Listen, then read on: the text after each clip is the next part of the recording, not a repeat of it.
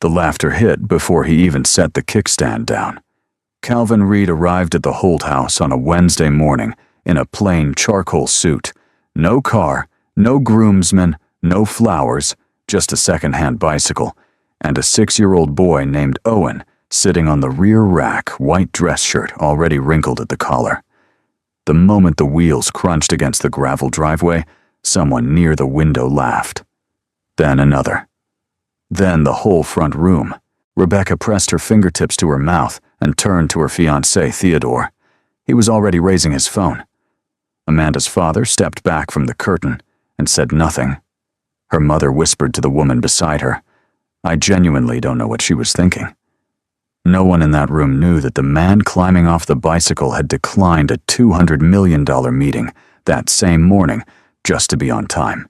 They would find out, and by then it would be far too late to take back the laughter. The Holt family had a rule unspoken, but understood by everyone inside, that house appearances were everything, and everything had a price.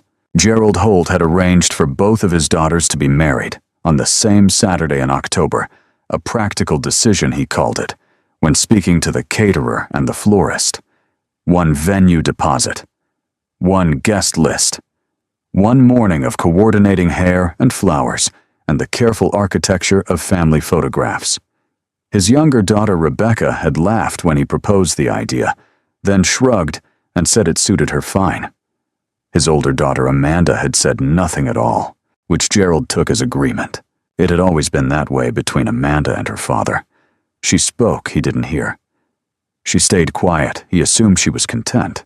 Amanda had spent most of her teenage years living with her maternal grandmother in a quiet suburb 40 minutes outside of Hartford, not because anyone had formally sent her away, but because after Gerald remarried and Rebecca arrived, the house on Birchwood Lane had slowly reorganized itself around the new family without anyone acknowledging that it had done so.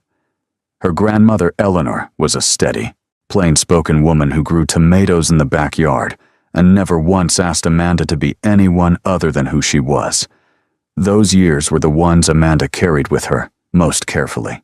Eleanor had passed 2 years ago, and Amanda at 31 had come back to the Holt house for what she privately thought would be the last time.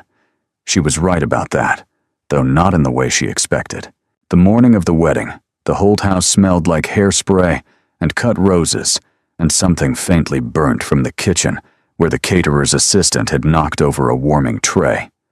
Rebecca stood in the center of the living room in a strapless ivory gown that had been altered 3 times to sit perfectly at her collarbone, holding a champagne flute she hadn't touched because she didn't want to risk staining her lips before the photographer arrived. Theodore Weston was already there, which wasn't traditional, but Rebecca had never cared much for tradition when it inconvenienced her. He stood near the fireplace in a navy suit, one hand in his pocket, looking like a man who had grown up knowing that rooms would arrange themselves around him. The Westons were old Connecticut money commercial real estate, mostly with a charitable foundation that had their name on a library wing at a university in New Haven.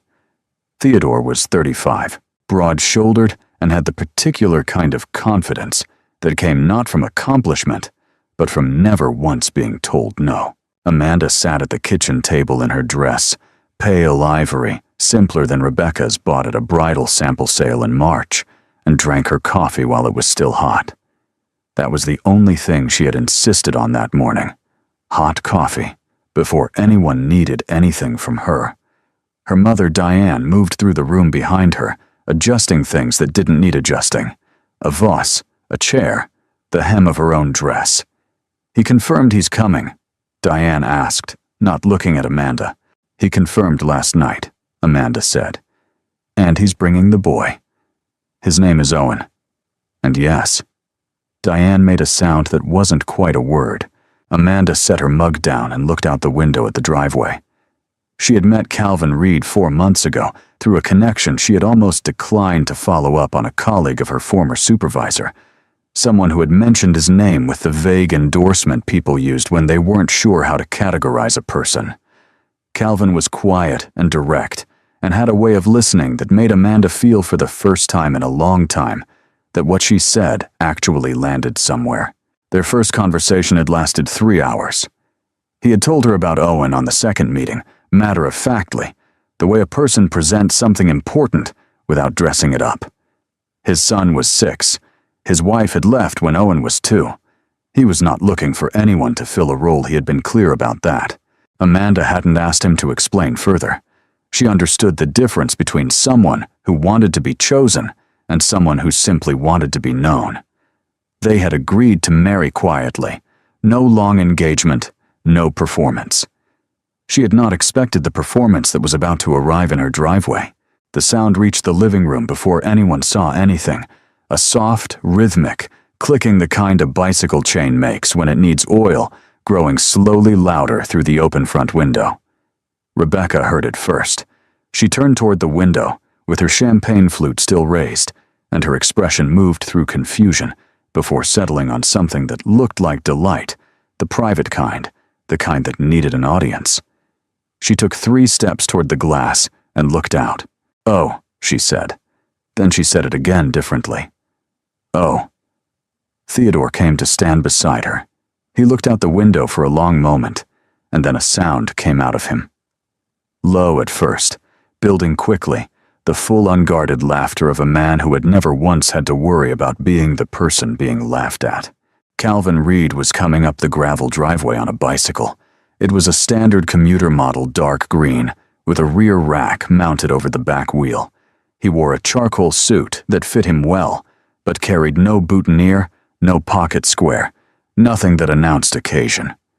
His face was calm, attentive, focused slightly downward as he navigated the loose gravel. Owen sat on the rear rack with both hands gripping Calvin's jacket at the sides, white dress shirt already soft with wear, at the collar short dark hair pushed sideways by the wind. He was not troubled by the gravel or the speed or the strangeness of arriving at a wedding this way. He looked, in fact, mildly pleased with himself. The laughter in the living room was immediate and without restraint. Theodore already had his phone out. He photographed the bicycle. He photographed Calvin stepping off it. He typed something, and somewhere across the room someone else's phone buzzed, and then a second person laughed, a guest who had arrived early, a cousin of Diane's. And then the sound, built the way it builds, when people realize they are permitted to find something funny, which is to say, it became loud and did not stop. Diane turned away from the window and moved toward the hallway. She didn't say a word. She didn't have to. Gerald Holt watched from the far end of the room with his arms crossed. He had the expression of a man who had miscalculated something and was rapidly deciding who else was responsible for it. Amanda heard the laughter before she saw anything. She heard it from the kitchen where she was rinsing her mug, and she knew not because she was told, but because she had spent 31 years learning to read the specific acoustics of her family's disapproval exactly what it meant. She set the mug in the sink and walked to the front room.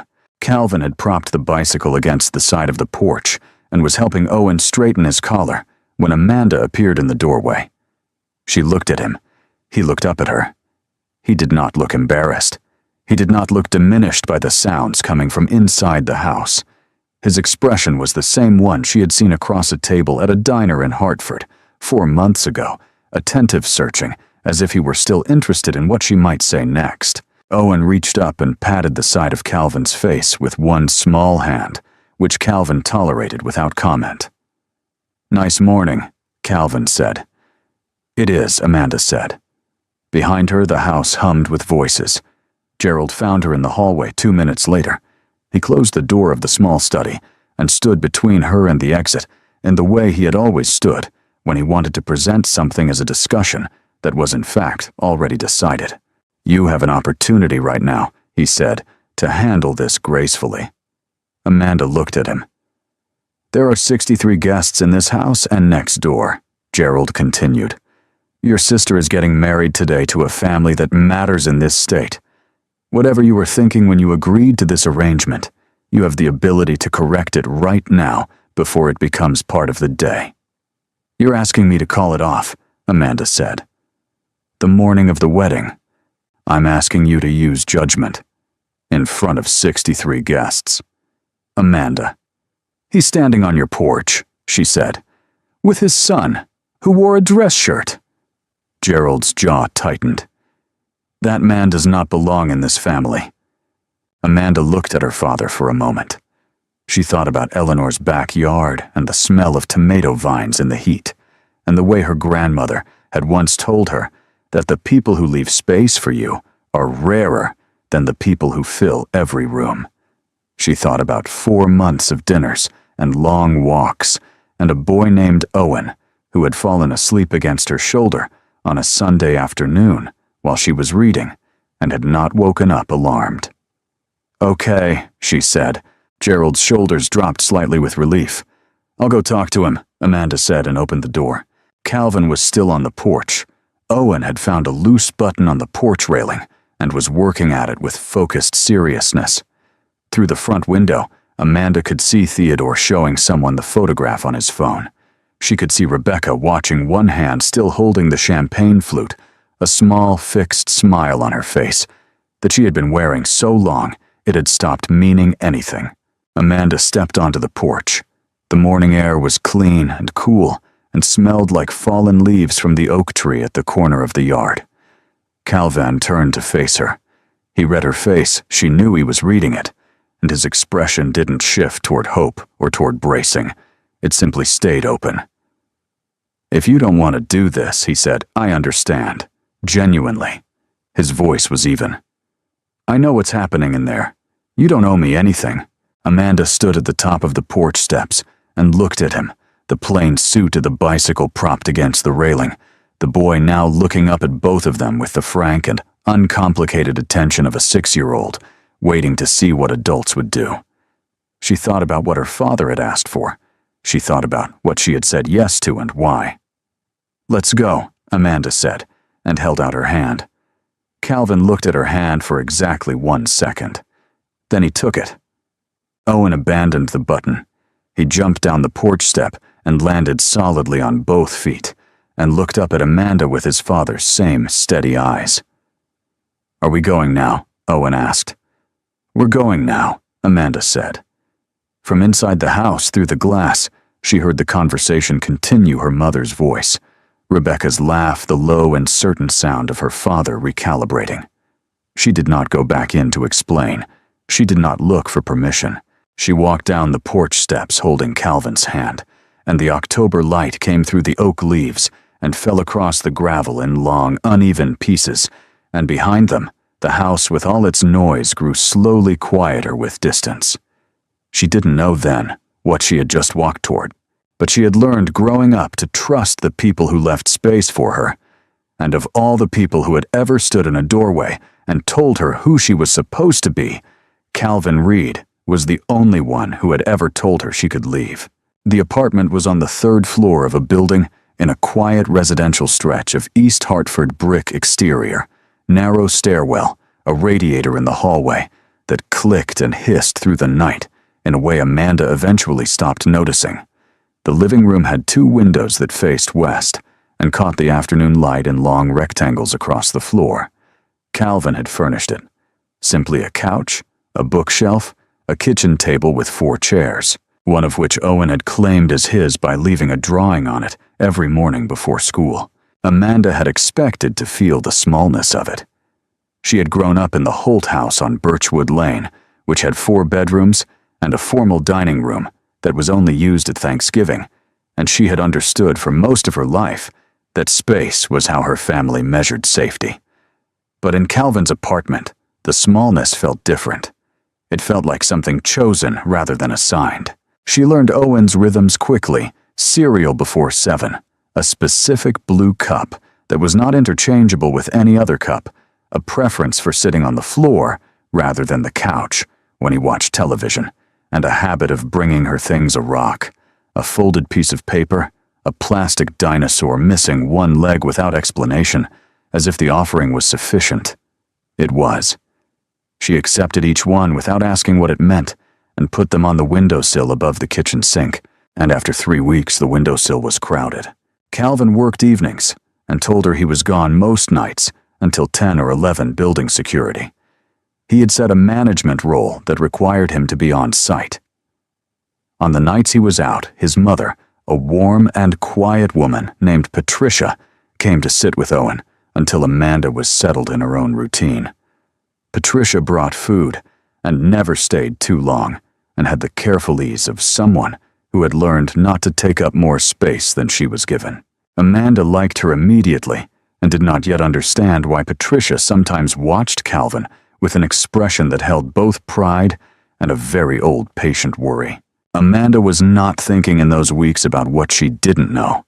She was thinking about what she did know, which felt for the first time in years like enough. Rebecca called on a Thursday afternoon in November, 5 weeks after the wedding. "I want to do something," Rebecca said when Amanda answered. Her voice had that particular lightness it carried when she had already decided on something and was performing the process of arriving at it. A dinner. 1-month anniversary. Theodore found this place the Westin Grand just renovated the private dining floor. "Bring Calvin, it'll be nice." Amanda said she would check. Calvin, when she mentioned it that evening, had a brief expression. She couldn't fully read something that moved across his face and resolved before she could name it. Then he said, "If you want to go." "Do you want to go?" "I want whatever makes this easier for you." Amanda looked at him across the kitchen table. Owen was asleep. The radiator was clicking. "That's not an answer," she said. Calvin considered this honestly. "No," he said. "It's not." They went. The renovated dining floor of the Westin Grand occupied the entire 14th story and had been redesigned with the kind of aggressive minimalism that announced money by pretending to ignore it. Pale stone surfaces lighting recessed so deeply into the ceiling it seemed to come from nowhere.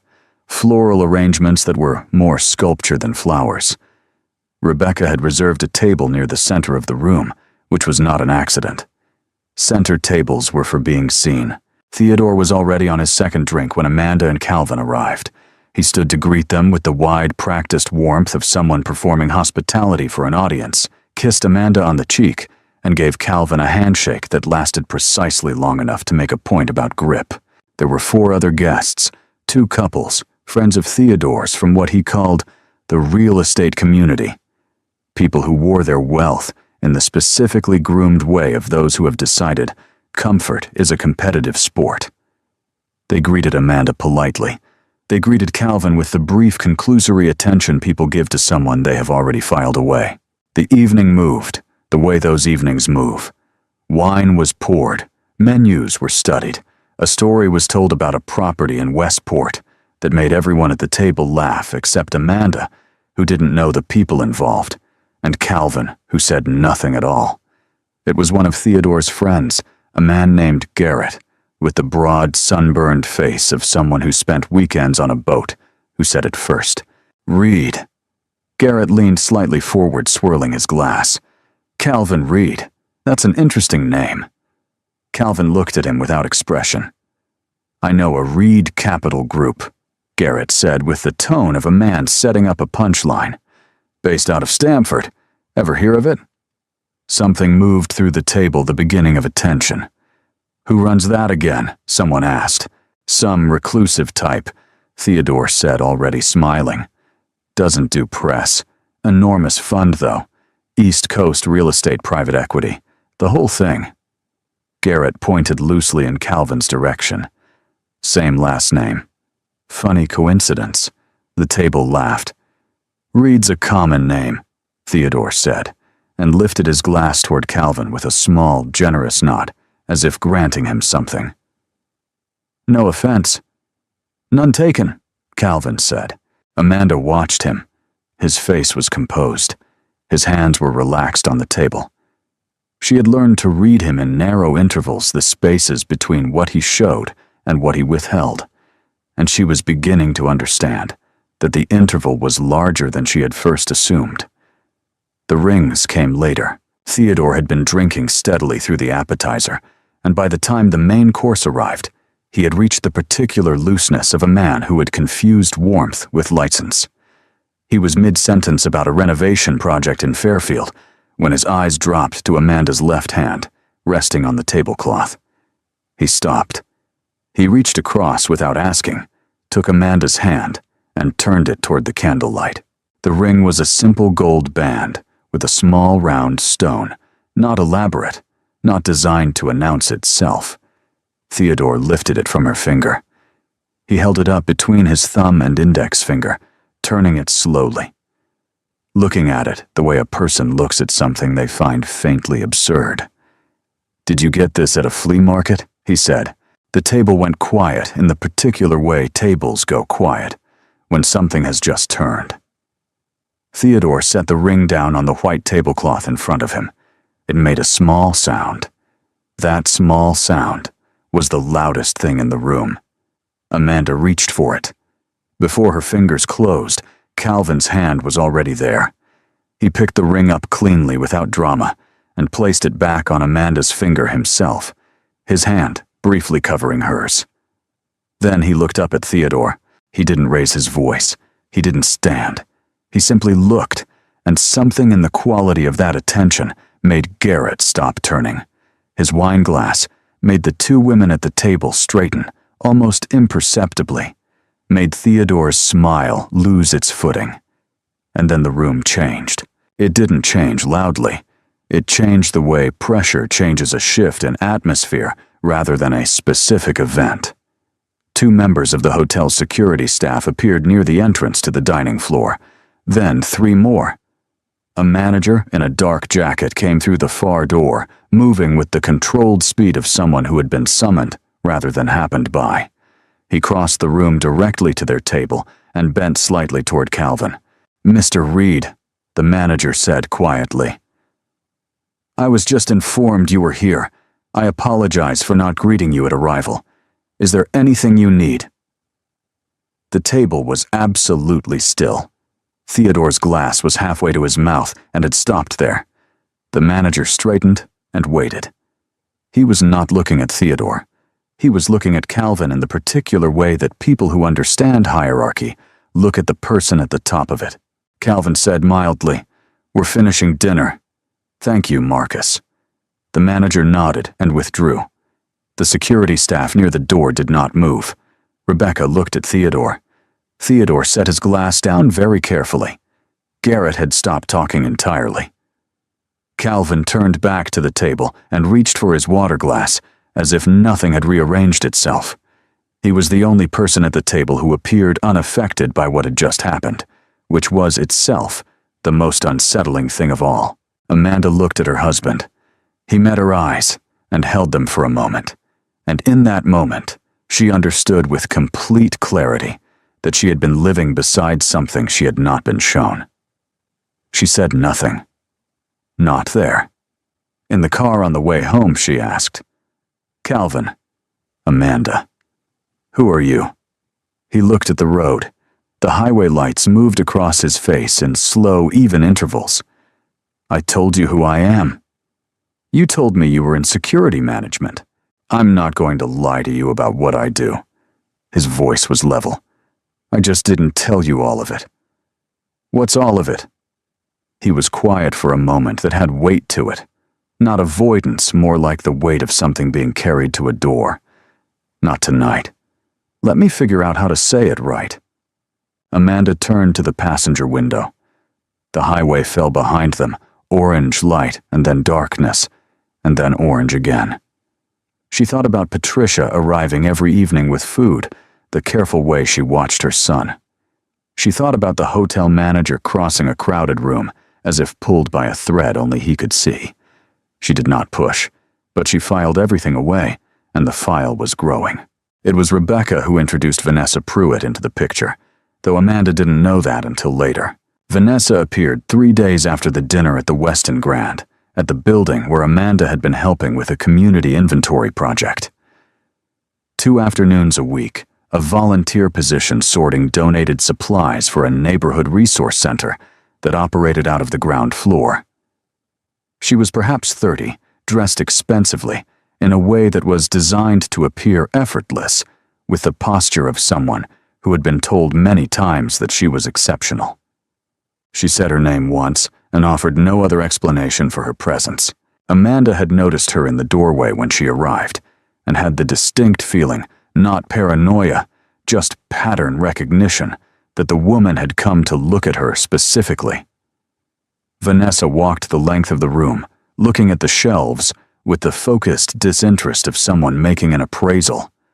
Then she stopped in front of a glass storage container on the edge of a folding table, and with a motion too smooth to be accidental, knocked it off the edge. It shattered across the concrete floor.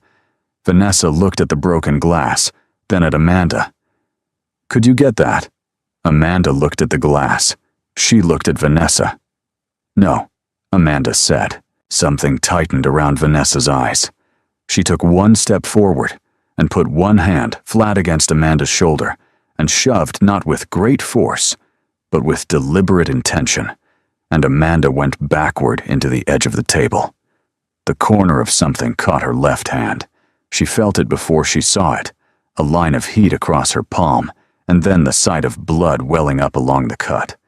She pressed her hand against her jacket and straightened. Vanessa was already composing herself. "You should be more careful," she said. Calvin arrived within 12 minutes. He didn't ask what had happened in detail. He looked at Amanda's hand, and he looked at Vanessa standing at the far end of the room with her arms crossed, and he said nothing to her at all, which Amanda understood. Watching him was not restraint, born from indifference, but from calculation. He put his hand at Amanda's back and walked her out. At home, he cleaned and bandaged her hand at the kitchen sink, while Owen slept down the hall. She watched his face while he worked. "Who is she?" Amanda asked. "Someone from before," Calvin said.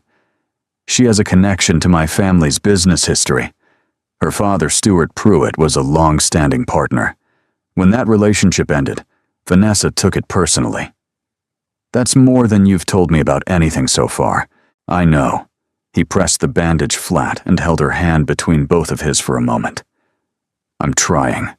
"Try faster," Amanda said, and despite everything, the corner of her mouth moved. The confrontation came 4 days later. Amanda had gone back to the resource center. She had refused to let Vanessa Pruitt determine where she was and wasn't allowed to be when the lobby doors opened, and Vanessa walked in with a man Amanda recognized immediately as her father. Stuart Pruitt was in his 60s, wide-shouldered with the stance of someone accustomed to owning whatever room he entered.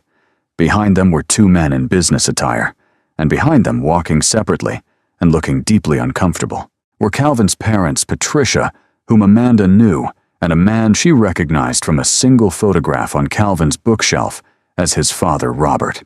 Stuart Pruitt pointed at them. "These people," he said to the building manager who had followed him through the door, "do not have authorization to be in a building under Pruitt Partnership Management. I want them removed." The room went cold. Then Calvin came through the stairwell door. Amanda did not know how long he had been in the building. He crossed the lobby in 7 steps and stopped between his parents and Stuart Pruitt.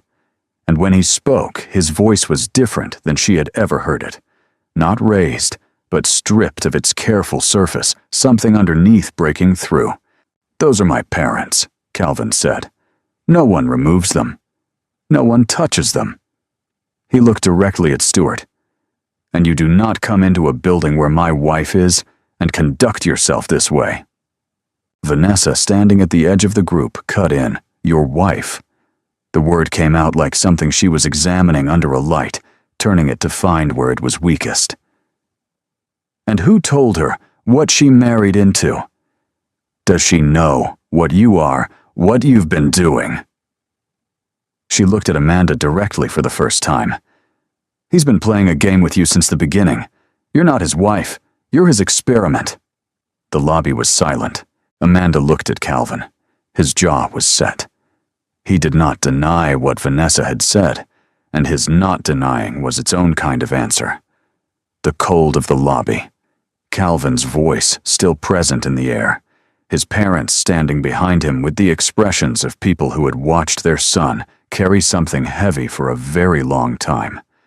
Everything Amanda had filed away, the hotel manager Patricia's worried eyes, the things Calvin had started to say, and then stopped, landed on her all at once.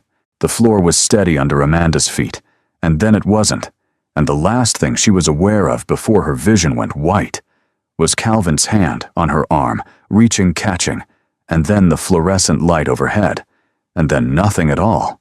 The hospital room was very white and very quiet, and Amanda came back to it slowly. The ceiling first, then the smell of antiseptic, and something faintly floral from a small arrangement on the windowsill that she did not recognize. Then the particular weight of a room that has been holding its breath, waiting for someone to wake up. Calvin was sitting in the chair beside the bed. He was not on his phone. He was not reading. He was simply sitting with his elbows on his knees and his hands loosely clasped, watching her. Amanda turned her head toward him. The bandage on her left hand was fresh and neatly wrapped. A doctor came in shortly after, a woman in her 40s, named Dr. Carver, who spoke in the direct, unhurried manner of someone who respected the intelligence of the people she was talking to. She said Amanda had fainted from a combination of stress, low blood pressure, and what appeared to be early pregnancy. The baby, she said, looked healthy. Everything preliminary was consistent with a normal first trimester. Amanda listened to this from a very still place inside herself. Dr. Carver asked if she had any questions. Amanda said not yet. Dr. Carver left some paperwork and closed the door. The room held the news for a moment, the way rooms hold things present, undeniable, rearranging the air. Calvin hadn't moved. "Did you know?" Amanda asked. "No," he said. She believed him. She looked at the ceiling and thought about the windowsill above the kitchen sink at home. Owen's offerings lined up in the light, and the image arrived with a force that surprised her. "Calvin," she said, "tell me now. All of it. Don't find the right way to say it. Just say it." He was quiet for the length of time it takes a person to stop arranging words and simply begin. His name was Calvin James Reed. He was the founder and chief executive of Reed Capital Group, a private investment firm headquartered in Stamford, Connecticut, with holdings across commercial real estate infrastructure and private equity along the eastern seaboard. The firm managed assets exceeding $4 billion. He had built it over 12 years, starting from a single distressed property acquisition in Providence when he was 26 years old, and had done almost no press in the last decade by deliberate choice. The apartment in East Hartford was real. He owned the building. The bicycle was real. The evenings he had described as security management were spent on the floors of his own properties, which he had walked since the beginning, because he believed that understanding what you owned required being present in it. Patricia had not been coming simply to keep Owen company. She had been coming because Calvin's actual evenings involved board calls and asset negotiations, and the kind of work that did not end at 10 o'clock. The woman who had left when Owen was 2 had not left because of hardship. She had left 3 weeks after a journalist published the first profile of Reed Capital Group that included an estimate of Calvin's net worth, had packed her things, while Calvin was in Boston, called him from a parking lot to say she was being honest about who she was and what she needed. He had thanked her for it. He had meant it even as Owen sat in the next room, not yet old enough to understand what the quiet meant. He had not set out to build a test. He had simply after that become very careful about what he let people see before they made their choices. When Amanda came into his life, arriving at a diner in Hartford, in a wool coat, asking about Owen, before she asked anything about him, he had said nothing to correct her assumptions.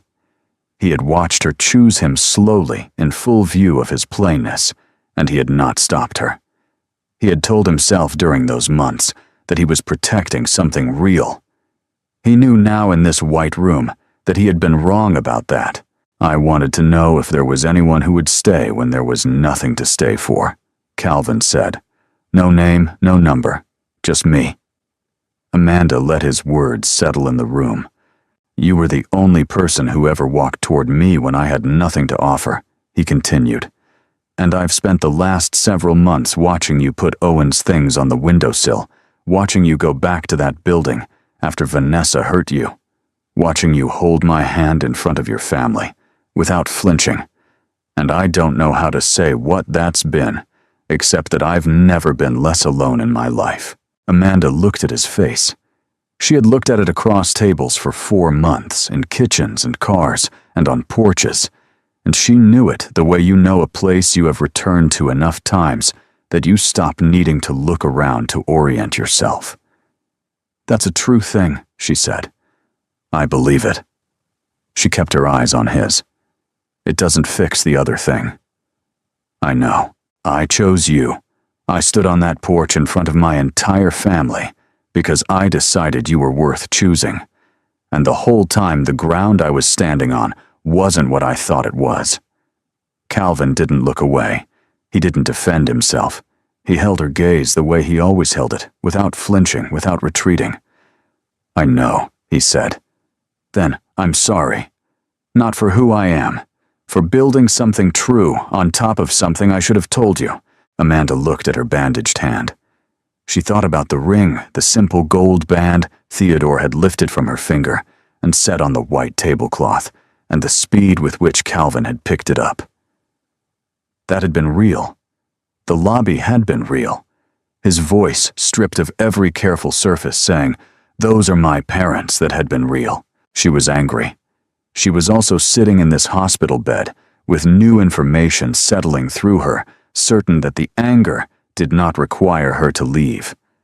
Those two things could exist together. Eleanor had taught her, had told her once, that love without accounting is not love. It is just comfort. Real love keeps books. "I need time," Amanda said. "You have it," Calvin said immediately. "I'm not leaving." Something moved through his face. Not relief exactly. More like the slow release of something that had been held for a very long time. "But I need you to be real with me from here," she said. "Not managed, not arranged. Real." "Yes," Calvin said. It was the shortest and most complete answer he had ever given her. 3 weeks later, Calvin organized a formal introduction event, a reception at a venue in Stamford, not far from the Reed Capital offices, to present Amanda as his wife. Not a large gesture so much as a specific one, an acknowledgement made in public and on record of who she was and what she meant. Amanda wore a deep green dress she had chosen herself. She stood at Calvin's side in the receiving line and shook hands and accepted introductions with the same steadiness she had carried onto that porch in October. Before the event, Calvin had told her plainly that he had arranged for Vanessa to be removed if she appeared, and that Stuart Pruitt's partnership interests had been formally dissolved the previous week through means that were legal, thorough, and final. He said it without drama, the way he said things that were simply done. The Holt family arrived midway through the evening. Amanda saw them from across the room, her father first moving through the entrance, with the careful smile he wore at functions where he was uncertain of his standing. Diane behind him, in a beaded dress, and behind her, Rebecca and Theodore, who had apparently decided that attendance was preferable to absence. Rebecca's face, when Amanda caught it across the room, was composed in a way that required visible effort. Gerald found Calvin near the bar and extended his hand. Calvin looked at it. He did not take it. "I want to be straightforward with you," Calvin said. The room nearby went quiet. Amanda needed people to stand behind her in October. She needed that before October, going back a long time. You didn't do that. None of you did. He looked at Gerald, then at Diane, then at Rebecca. "Tonight is for people who have been in Amanda's corner. I'm glad you came. But this isn't the night to walk back into it." Gerald's smile lost its power slowly, like a lamp on a dimmer being turned all the way down. Diane said nothing. Her hands were very still. Rebecca looked across the room at her sister.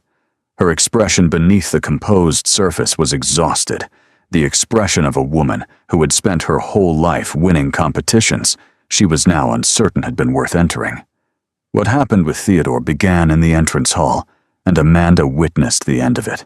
She had come through the main doors looking for Calvin when she saw Theodore standing near the coat check with a drink in his hand. A woman she didn't recognize had positioned herself in front of him, not aggressively, but with the quiet certainty of someone who had rehearsed this moment. She was holding her phone-out screen facing Theodore. He had gone the color of old chalk. Amanda couldn't hear what was being said from where she stood. She didn't need to. She had spent 31 years reading rooms. Theodore looked up once, not at the woman in front of him, and not at Amanda, but across the hall toward the main room, where Rebecca was standing near the windows with a glass of wine. Something passed across his face, something like the calculation of a man realizing that the last exit has just been closed. Rebecca came into the hall 30 seconds later. She had been told, or she had seen, or both. She walked through the room in a straight line, her eyes forward, her face holding itself together with the rigid effort of someone who will not allow themselves to fall apart in a room full of witnesses. She pushed through the exterior door and was gone. Amanda stood in the doorway and watched her go. She did not follow. She had spent years following after her family, calibrating, adjusting, trying to be enough. She was done recalibrating herself to a room that had never once done the same for her. Whatever Rebecca was walking toward, she would have to walk toward it herself.